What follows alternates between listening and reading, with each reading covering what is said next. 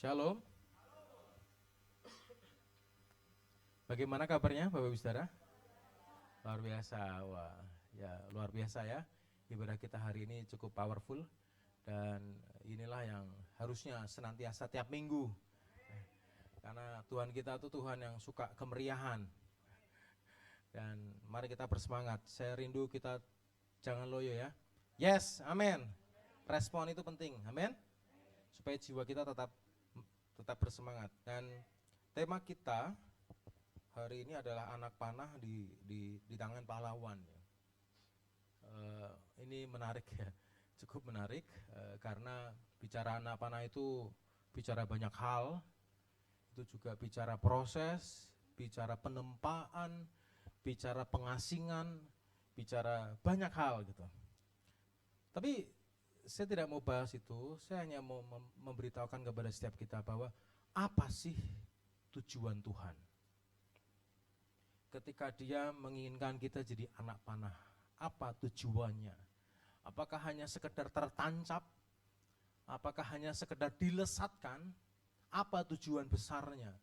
Kenapa Tuhan mau membentuk kita menjadi anak panahnya? Apakah saudara sudah siap?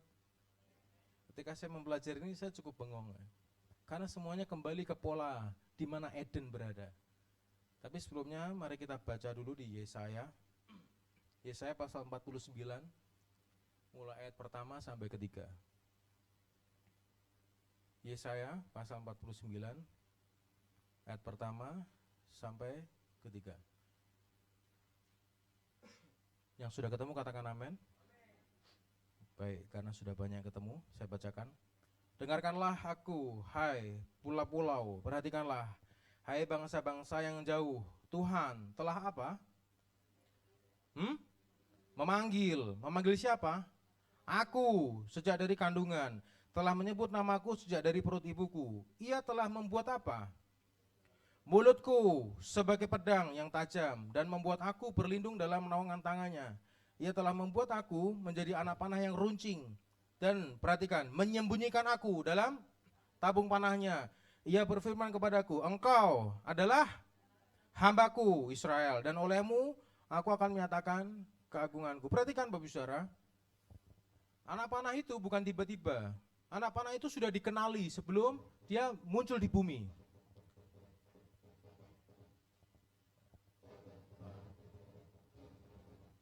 Bentar, ada iklan.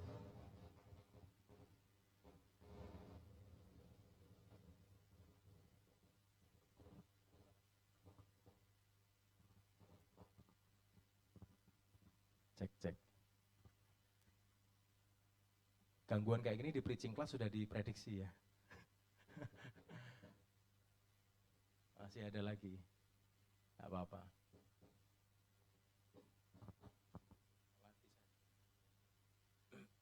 Baik, kita abaikan aja ya. Ambil jalan nanti hilang.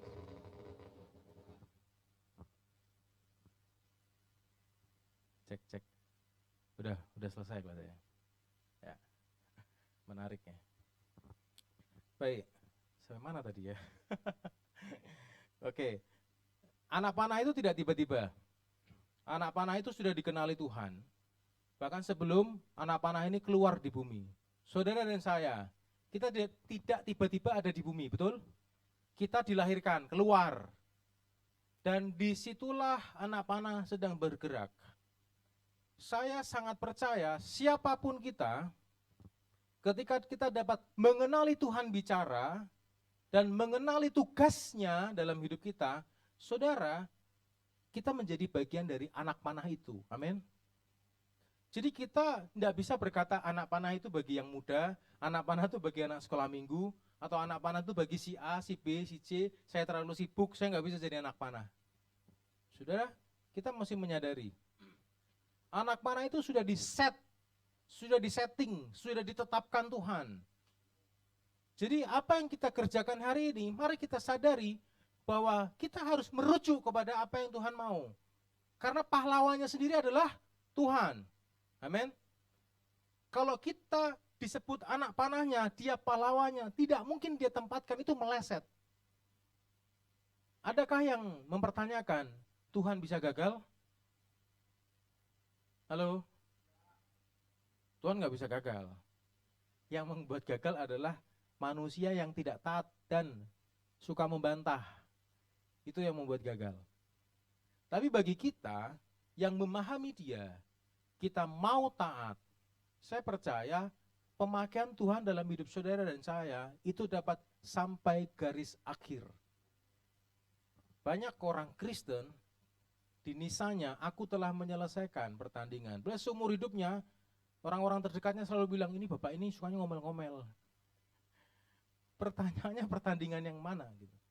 Nah, saya rindu kita semua memahami. Coba kita perhatikan di ayat 2. Ia telah membuat mulutku sebagai pedang yang tajam dan membuat aku berlindung dalam naungan tangannya. Perhatikan, ada sebuah situasi di mana Tuhan menciptakan hidup kita itu menjadi alat. Kalau bicara sesuatu yang spesifik ditampilkan di sini, dikatakan pedang yang tajam, itu betul-betul tajam artinya. Artinya dengan mudah melukai musuh, dengan mudah menggores, dan sebagainya. Mari kita sadari ini. Dan dikatakan, ia telah membuat aku menjadi anak panah yang runcing dan menyembunyikan aku dalam tabung panahnya. Dan dikatakan, engkau adalah hambaku Israel. Dan olehmu aku akan menyatakan keagunganku. Ada sebuah tujuan. Dibentuknya dulu, baru firman keluar. Sehingga kita akan tahu, untuk apa Tuhan membentuk aku? Oh, untuk hal ini. Nah, saya mencoba merenungkan ya, tujuan besar apa sih kok Tuhan membentuk anak panah? Ternyata saya menemukan bahwa seseorang ketika dibentuk menjadi anak panah, itu tidak hanya ditempatkan pada posisi-posisi tertentu. Tidak hanya untuk memenangkan atau melepaskan yang terbelenggu. Tidak. Itu buah. Tapi poin utama atau pola utamanya adalah Tuhan mau mengembalikan citra posisi manusia di Eden. Apa itu? Dia berkuasa. Bahasa Inggris tuh dominion. Dominion. Have a dominion. Memiliki area kekuasaan. Coba kita buka di Kejadian pasal 1 ayat 26. Kejadian pasal 1 ayat yang ke-26. Yang sudah terbuka katakan amin. Cepat-cepat ya. Oke, berfirmanlah Allah, baiklah kita menjadikan manusia menurut gambar dan rupa kita, supaya mereka apa? Perhatikan, supaya mereka berkuasa. Dalam bahasa Inggris itu have a dominion. Mereka berkuasa atas ikan-ikan di laut, dan burung-burung di udara, dan atas ternak, dan atas seluruh bumi, dan atas segala binatang melata yang merayap di bumi. Tuhan mau mengembalikan kita untuk memiliki apa? Kekuasaan. Dominion. Makanya ketika seseorang memiliki dominion, dia pasti memiliki domain. Apakah sudah paham sampai sini? Seseorang dibentuk, dia tidak terlihat, dia tidak dikenal, dia tidak diakui.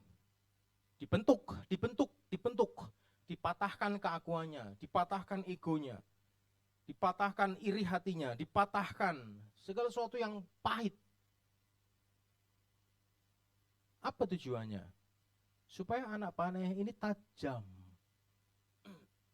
Supaya ketika mulutnya berbicara, hatinya bersih, tindakannya bersih. Sadarkah saudara? Tuhan sedang membentuk pola hidup saudara menjadi alatnya. Untuk apa? Dikembalikan kepada domain utamanya. Sehingga memiliki apa? Dominion.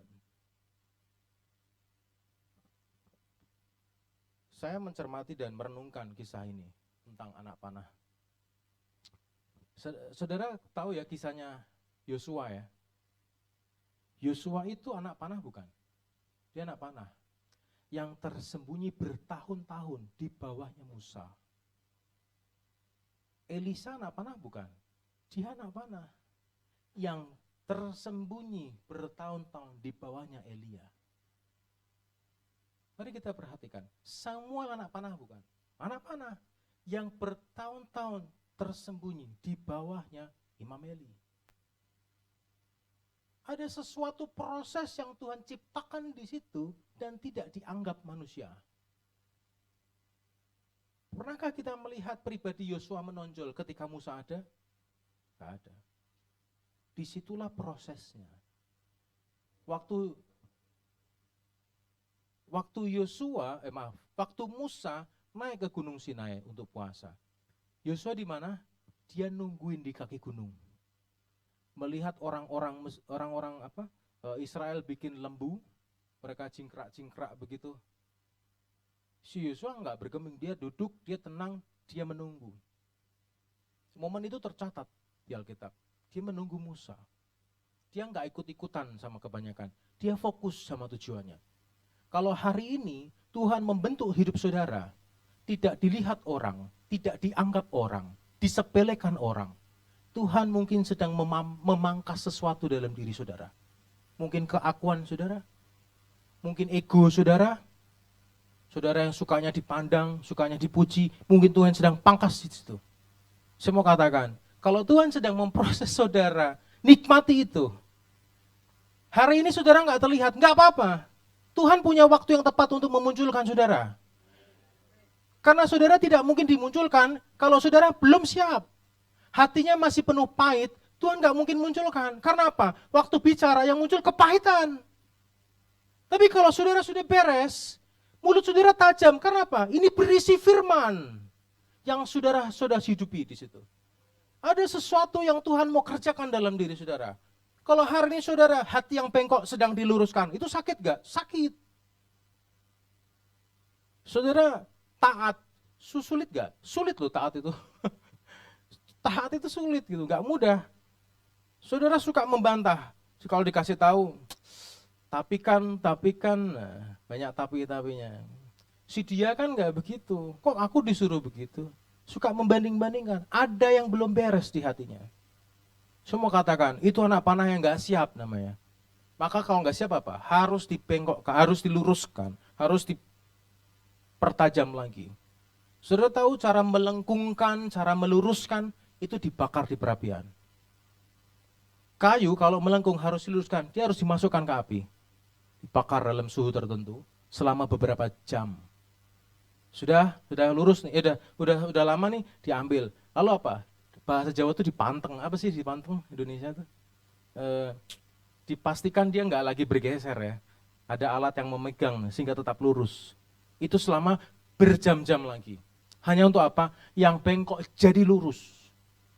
Kalau hari ini ada proses kehidupan yang diizinkan Tuhan terjadi dalam hidup saudara dan terasa kok sepertinya lama dan sakit, saya mau katakan nikmati itu. Saya sudah mengalami itu. Nikmati itu. Kenapa? Semakin cepat saudara tunduk dan mengenali cara Tuhan bekerja, semakin cepat saudara akan dimunculkan Tuhan. Kalau belum waktunya Yosua dimunculkan, Yosua nggak muncul. Kalau belum waktunya Samuel dimunculkan, Samuel nggak muncul. Kalau belum waktunya, siapa lagi tadi ya? Daud, Elisa, kalau belum waktunya mereka nggak akan muncul. Perhatikan, waktu Daud diurapi Tuhan melalui Samuel pakai minyak, itu nggak langsung jadi raja. Ada rentang waktu yang cukup lama. Kira-kira berapa tahun, Pastor Bagas? Kami dulu pernah diskusi ya, kalau nggak salah sekitar 13 atau berapa tahun lah, pokoknya 10 tahun lebih. Momen itu ngapain? Momen itu Daud cuma menggembalakan kambing domba. Momen itu Daud cuma melawan singa dan beruang. Momen itu dibuatnya Tuhan, Daud bisa main kecapi, mengenal Tuhan. Mungkin mempertajam dia punya kemampuan lempar umban. Sehingga ketika waktunya tiba, promosi datang, dia berhadapan Goliat. Mungkin orang berkata begini, itu karena si Isai, bapaknya, yang perintahkan Daud kirim bekal ke kakak-kakaknya. Saya mau katakan, mau lewat siapapun Tuhan memerintah, Bapak Saudara. Amin. Mau lewat siapapun Tuhan terlibat untuk mempromosikan seseorang. Karena Tuhan yang paling tahu, siapa orang yang paling siap. Sudah siapkah orang ini? Itu sebabnya hari ini, kalau setiap kita masih punya kepahitan, masih punya dendam, masih punya rasa jengkel, iri hati, sesuatu yang tidak benar dan tidak baik, sukanya memandang dari versinya diri sendiri. Saya mau katakan, segera selesaikan itu. Karena apa? Kalau saudara nggak selesai, saudara nggak dipromosikan Tuhan. Menjadi anak panah itu artinya dipromosikan, dilesatkan. Kemana? Ke dominion. Untuk memiliki dominion, saudara dilesatkan ke area, ke domain. Mungkin ada yang domain pemerintahan, domain ekonomi, bisnis, pendidikan. Ada lagi di daerah apa? Entertain, macam-macam. Pemerintahan mungkin pada politik. Kita nggak bisa hanya berpangku tangan bahwa cukup kami berdoa dari gereja untuk bangsa ini. Nah, ayo kita berpolitik. Tapi ketika waktunya Tuhan sudah dibuka atas hidup kita. Saya hanya rindu bapak-bapak, ibu-ibu yang punya anak, berdoalah untuk anak. Youth, berdoalah, minta Tuhan memimpin. Apa yang hari ini harus dibereskan, bereskan. Supaya apa? Tuhan dengan mudah memakai saudara. Tuhan butuh orang-orangnya untuk berada di puncak. Supaya musuh tidak bisa menguasai kita lagi. Amin. Ini waktunya gereja memerintah. Amin. Ini waktunya pemerintahan Tuhan nyata di bumi. Makanya kalau orang sulit untuk bertobat dan berubah, bahasanya begini, yang menderita itu bukan cuma saudara, orang-orang lain juga menderita. Itu sebabnya saya rindu, mari kita memahami cara-cara Tuhan. Ini adalah pola. Ini adalah pola. Jadi anak panah di tangan pahlawan, ini bukan hanya sekedar firman, ini realita, ini kenyataan. Di mana Tuhan akan melesatkan saudara dengan tangannya sendiri. Dan kita semua pernah baca, 1000 orang menarik saudara turun, satu tangan Tuhan menarik naik, itu sudah pasti. Hanya saja saudara siap gak? Banyak orang gak siap lalu bilang seperti itu. Apa yang mau berubah? Gak ada. Sekarang coba kita buka di Mazmur pasal 119. Mazmur pasal 119 ayat 73.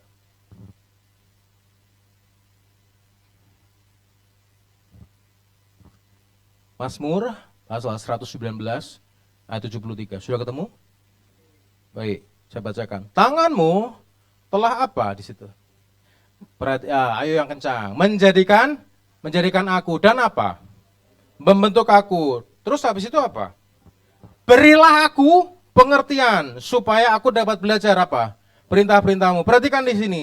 Siapa yang menjadikan kita dan membentuk kita? Tangan Tuhan, betul? Saudara sudah percaya Tuhan membentuk dengan tangannya? Amin. Artinya saudara punya pola dan cetakan yang berbeda-beda. Hanya saja pertanyaannya adalah saudara mengenali enggak Tuhan mencetak menjadi apa? Mari kita pahami cara Tuhan mencetak kita. Cara Tuhan membentuk kita. Ada banyak orang ketika mengalami tantangan dan permasalahan dalam hidupnya, mudah eksplosif, mudah meledak. Karena tidak menyadari bahwa Tuhan sedang membentuk. Temperamennya diturunkan. Mungkin kebebalannya diturunkan. Dan banyak hal. Kalau tangan Tuhan yang membentuk saudara, saudara tidak akan pernah memiliki jalan keluar selain berubah. Amin. Banyak orang merasa bahwa saya harus segera menemukan jalan keluar. Tapi kalau Tuhan yang sedang membentuk, tidak ada jalan keluarnya selain berubah. Karena kalau orang tidak berubah, dia bentuk terus. Saudara pernah lihat pembuat seorang pejunan ya, buat tanah liat itu, pernah lihat ya film atau adegan itu. Saya pernah melihat scene ya, atau proses seorang pejunan itu, dikasih air tanahnya, dia banting-banting, dia pukul-pukul gitu kan, dia ulen-ulen gitu. Saudara, kalau makin keras, ditambahnya air, lalu dibanting lagi. Tapi ketika sudah lunak dan sesuai posisinya dan ini sudah cukup nih kelunakannya, langsung dibentuk sama pejunan itu. Dikasih firman, dikasih air, susah, dikasih air, dibanting-banting ya. Diulen-ulen lagi, masih susah, kasih air, dibantuk-bentuk lagi. Semakin keras saudara, semakin si penjunan itu menguatkan tangannya untuk membentuk saudara. Apakah saudara paham proses ini? Artinya, kalau saudara tidak mau berurusan sangat lama dengan Tuhan, segeralah berubah. Supaya saudara tidak merasa bahwa kenapa hidupku begini-begini saja. Ada banyak orang tidak menyadari, selalu berdoa, Tuhan kenapa hidupku begini-begini saja. Bertahan hidup terus. Kurang terus. Bagaimana Tuhan? Sadarkah saudara? Seringkali kita kalau diam lalu merenungkan mengapa hidup saya kok habis diberkati, lalu jatuh lagi, bertobat, diberkati lagi, jatuh, berputar saja. Kok urusannya sama uang terus ya? Kok urusannya sama hati terus ya? Kok urusannya sama... Saudara, mari perhatikan. Jangan keraskan hati. Biarkan kebenaran menguasai hidup saudara. Kalaupun hari ini saudara terlihat menjadi pihak yang kalah karena kebenaran, tidak apa-apa. Tuhan membela.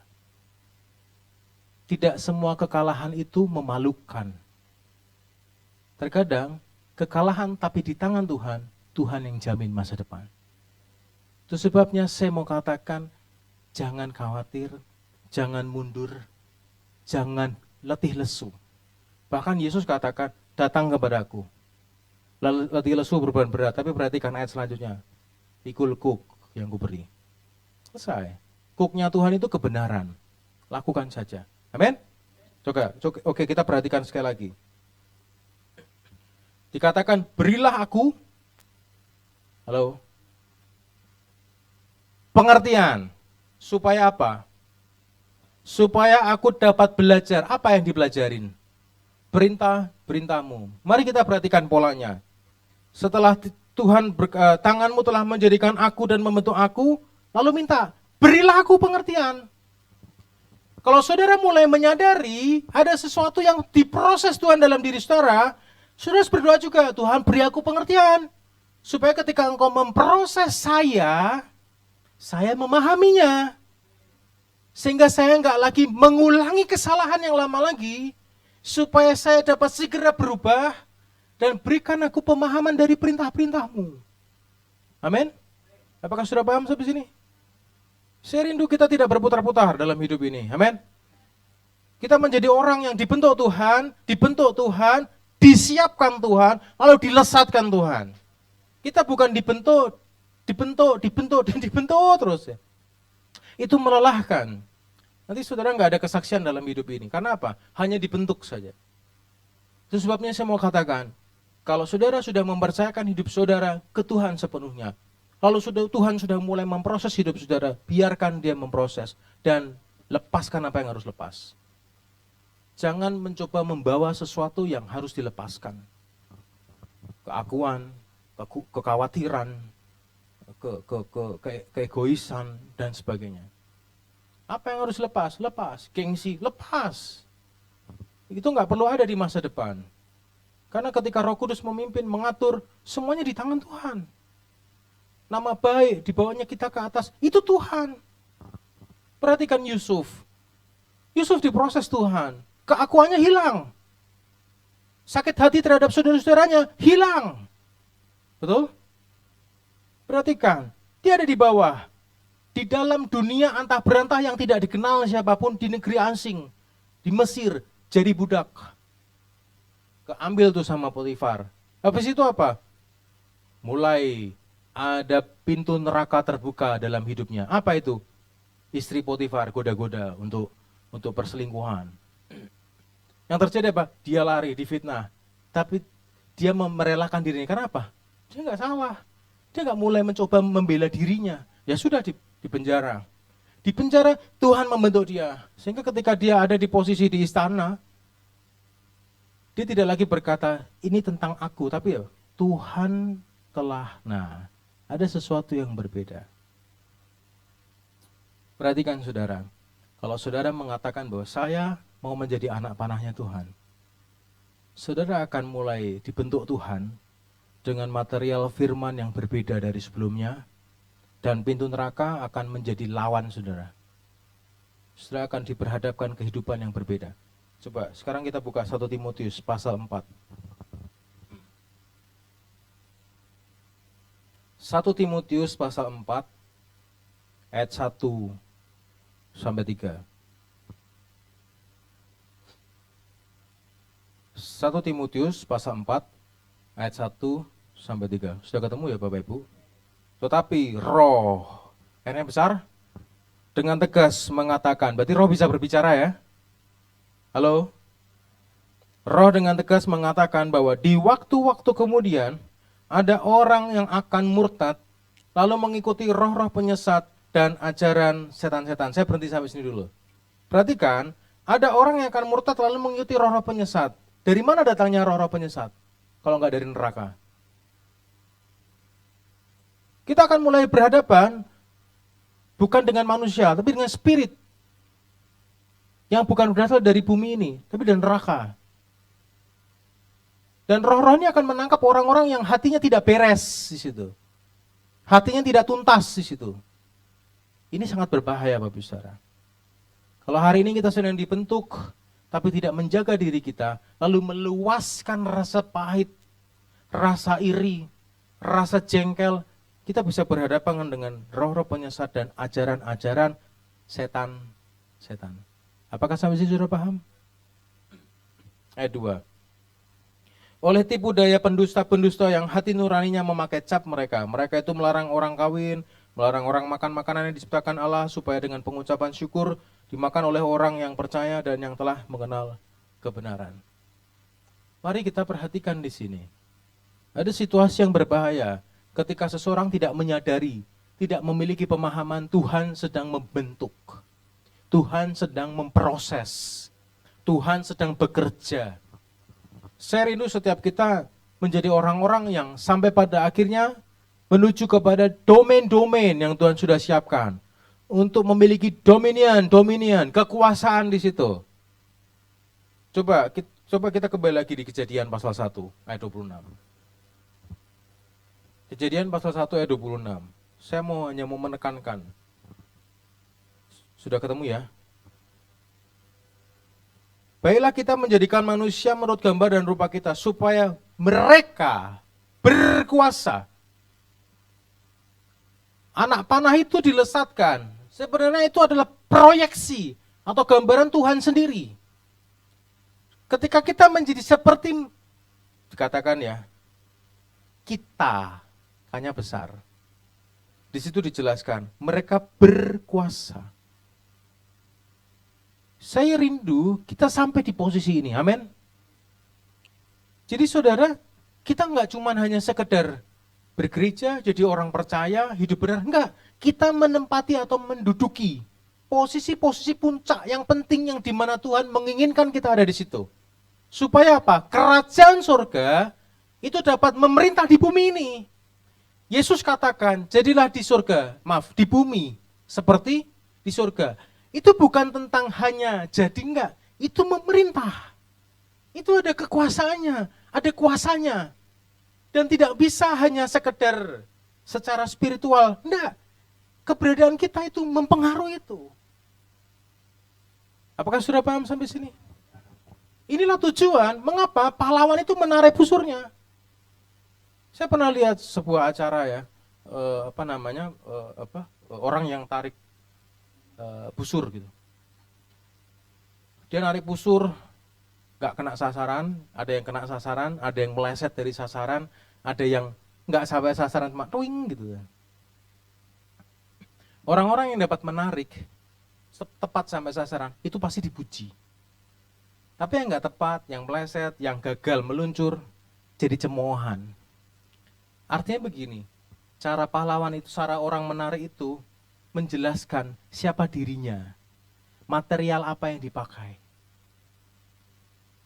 Kita punya Tuhan yang maha kuasa, kita punya Tuhan yang tidak ada cacat celahnya, betul? Kalau dia mau pakai saudara dan saya, tidak mungkin dia memakai kita dalam posisi yang tidak oke. Maka dari itu kita perlu dibentuk, lalu dilesatkan. Hanya karena apa? Dia mau kita memiliki kekuasaan. Ada sesuatu yang dapat dikuasai, sehingga apa? Kerajaan surga dapat dengan mudah tercetak di tempat itu. Sekarang coba saudara perhatikan, pemerintahan Indonesia ini. Di mana-mana semuanya korupsi. Pekerjaan musuh ada di mana-mana. Mengapa hal itu terjadi? Karena Tuhan mungkin bisa jadi belum mendapati, ada anak-anaknya yang siap dilesatkan di situ. Ini waktunya gereja mengambil alih. Ini waktunya kita memiliki kesadaran bahwa ini waktunya saya menjadi bagian dari alatnya Tuhan. Saudara, mari kita semangat di sini. Saya sudah sepuh, nggak bisa. Tanya Tuhan, fungsinya di mana, di bagian mana. Kalau saya suruh kasih tahu, saya nggak bisa tahu juga. Tuhan yang ngatur semuanya. Saya rindu saudara yang punya anak, doakan anaknya. Doakan besok jadi apa. Tanya ke Tuhan, jodohnya siapa. Dia harus berada di orang yang tepat, di era yang tepat, di waktu yang tepat, dan di tempat yang tepat. Bagi saudara yang masih usia-usia produktif, saudara harus bersemangat, mendorong diri saudara untuk dipakai Tuhan dengan tepat. Saudara nggak bisa di usia produktif, saudara ibu rumah tangga, saya ibu rumah tangga aja. Nggak bisa. Kerajaan surga itu berisi orang yang sibuk. Nggak ada orang malas di kerajaan surga. Nggak ada orang takut di kerajaan surga. Nggak ada. Itu sibuk, semua kerja di sana. Malaikat aja kerja. Semua kerja, semua punya tujuan. Saya sudah di sini, saudara di sini. Sudah bisa bergerak. Ada sesuatu yang harus diputar balikan dari pekerjaan musuh. Amin. Kita harus mengambil alih pekerjaan musuh. Mendorong sesuatu yang salah keluar. Dari negeri ini, dari kota ini. Mungkin dari sekitar saudara, RT, RW. Kalau sudah jadi RT, sudah jadi RW. Saudara sebenarnya punya kekuasaan di situ. Ya, untuk mendominasi di situ dengan kebenaran. Itu sebabnya saya rindu, mari kita bersemangat. Ada sesuatu yang harus kita kerjakan bagi Tuhan, bagi kerajaannya. Amin. Sehingga setiap orang tidak bisa hanya menunggu Tuhan memberkati. Saya mau katakan, kalau bicara berkat ya Bapak Saudara, kerjakan saja bagiannya. Di Timotius dijelaskan, prajurit tidak memusingkan perkaranya. Dan menariknya udah kalimat selanjutnya. Yang penting bahasa saya, menyenangkan komandannya. Bukan memenangkan pertempuran. Bukan mengambil alih wilayah musuh. Enggak, menyenangkan komandannya. Mari kita perhatikan hal ini. Apakah saudara bersemangat? Saya rindu kita mulai memahami cara kerja Tuhan. Sekali lagi, dia hendak membawa kita untuk memiliki area di mana kerajaan Tuhan dapat bekerja di situ. Sebabnya hari ini, saudara yang masih usia produktif, saudara yang masih punya anak-anak kecil, bawa mereka. Biarkan Tuhan berbicara, untuk apa mereka ada di bumi. Diciptakan untuk apa? Untuk di mana areanya. Perlengkapi mereka, jangan potong sayap mereka. Perlengkapi mereka, dukung mereka. Jangan lepas sepatunya, jangan potong sayapnya. Tapi dukung, dorong. Kemana? Ke arah di mana Tuhan menetapkan hidup mereka. Sehingga ketika mereka besar, mereka sekolah, mereka dapat sesuai dengan jalurnya Tuhan. Inilah waktunya. Banyak orang-orang tua tidak memahami pekerjaan Tuhan. Sehingga ketika Tuhan menaruh hati dalam anak itu, dipotong sayapnya. Apa yang terjadi? Itulah yang salah. Karena apa dipotong? Karena tradisi. Seperti halnya saya jadi teringat ya. Bapaknya Yohanes Pembaptis, sudah tahu? Zakaria. Waktu anaknya mau lahir, dikasih nama apa? Mau dikasih nama Zakaria. Padahal Tuhan sudah kasih nama, namanya Yohanes. Hanya tidak mau dikasih nama Yohanes, hanya karena apa? Belum pernah ada kata itu. Tuhan sedang membangkitkan generasi yang tidak hidup lagi karena tradisi. Saya mau katakan. Karena kegerakan roh akan kuat di situ. Itu sebabnya saya berkata pada saudara, mari kita bangkitkan sebuah generasi yang baru. Yang dimana tidak lagi karena tradisi, tapi karena hati Tuhan di situ.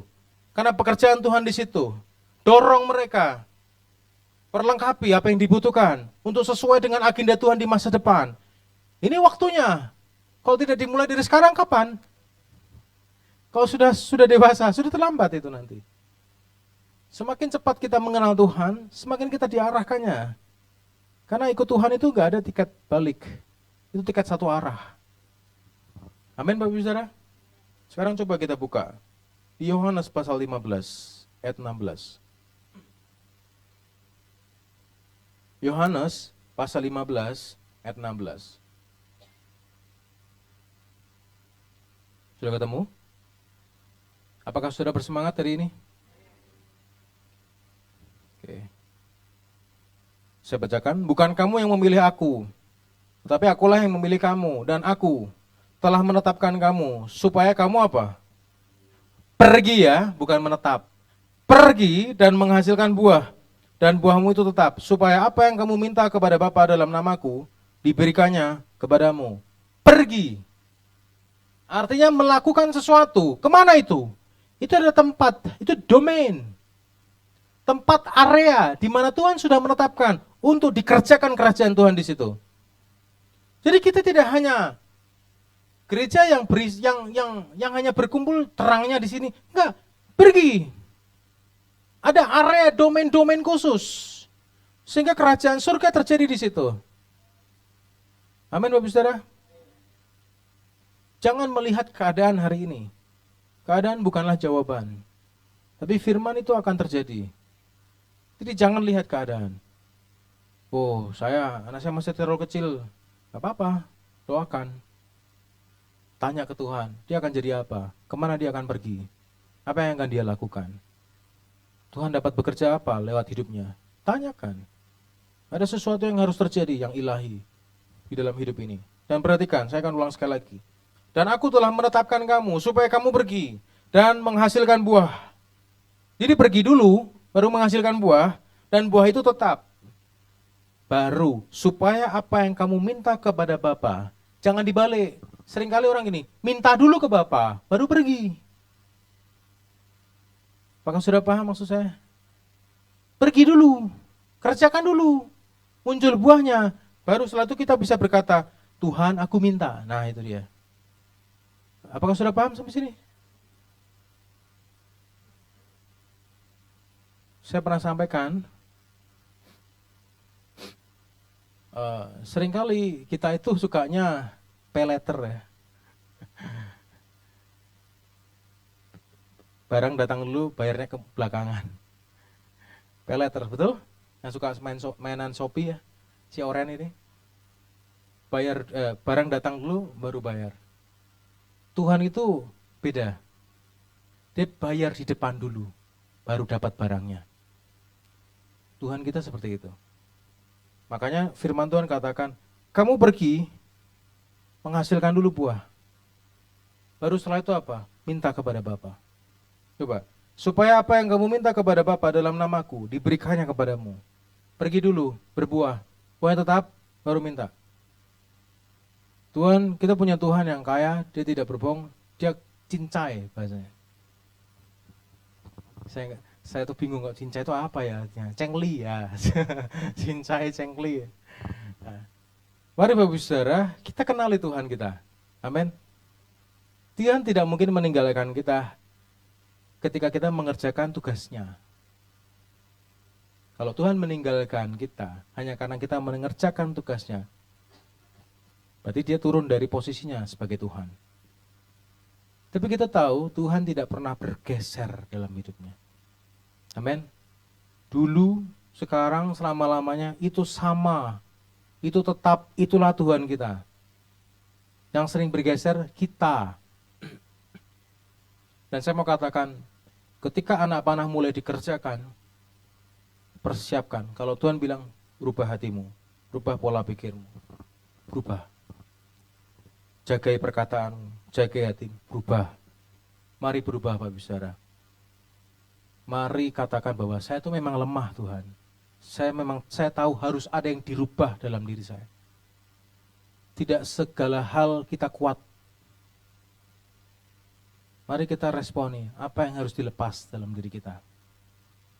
Karena sesuatu yang tidak buruk itu kadang sudah tertanam ya. Pernah saya melihat seseorang, wah dia temperamen sekali. Saya tanya, sejak kapan temperamennya? Sejak dulu, waduh repot ini. Berapa umurnya sekarang berapa? 50 tahun. Waduh 50 tahun temperamen ini. Udah ngakar ya. Wah ini gimana caranya kalau Tuhan gak bekerja gak bisa, saya bilang gitu. Dalam ilmu keilmuan yang lain nggak bisa. Hanya Tuhan yang bisa mengubah. Manusia nggak bisa mengubah. Makanya dalam keberadaan suami istri itu, suami nggak bisa mengubah istri nggak bisa mengubah suami. Makanya Kristus harus di tengah-tengah suami dan istri supaya saling bisa memahami. Saya harus berubah. Yang saya nggak mau suruh dia berubah sendiri. Gitu. Jadi saya rindu, mari kita pahami pola-pola ini. Amin Bapak Saudara. Dan sebagai ayat terakhir, coba kita buka di Efesus pasal 2. Efesus pasal 2 ayat 10.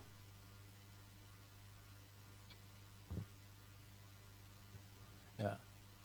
Katakan karena kita ini buatan Allah, diciptakan dalam Kristus Yesus untuk melakukan pekerjaan baik yang dipersiapkan Allah sebelumnya.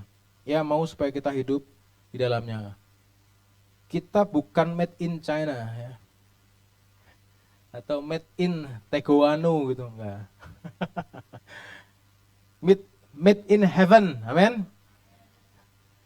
Yang dimana kalau buatan Tuhan itu untuk melakukan pekerjaan baik.